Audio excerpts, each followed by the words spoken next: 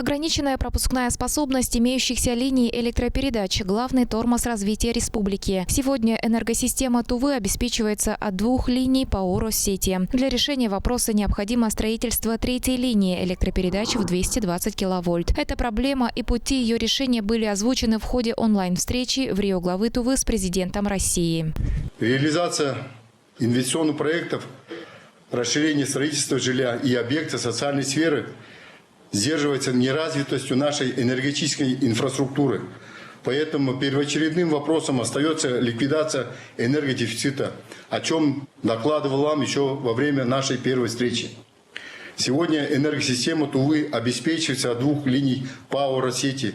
Для решения проблемы предлагается строительство новой 3-й линии электропередач 220 киловольт. Минэнерго России поддерживает проект. Затраты составляют 21 миллиард рублей.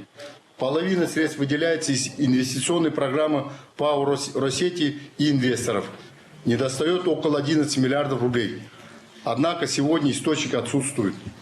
Прошу вас, уважаемый Владимир Владимирович, дать поручение правительству Российской Федерации выделить эти средства правительству Республики Тыва из федерального бюджета. По поручению Владислава Ховалыга, исполняющий обязанности министра топлива и энергетики Роман Кожинол 18 августа встретился с министром энергетики России Николаем Шульгиновым. Сразу же после, без преувеличения судьбоносной для республики встречи, мы связались с руководителем регионального Минтопэнерго. Просьба Тувы решена положительно. По решению вопроса энергодефицита республики и, соответственно, перспективных потребителей в лице Карабельдыр и Лунсин будет построена линия в 220 на с Турана, с новой подстанцией. В Туране будет новая подстанция 220 построена, потому что там будет входящих и выходящих 5 линий. По ней будут отдельно технические решения. С подстанции Туран будет линия 220 на Мерген со строительством подстанции в Мергене.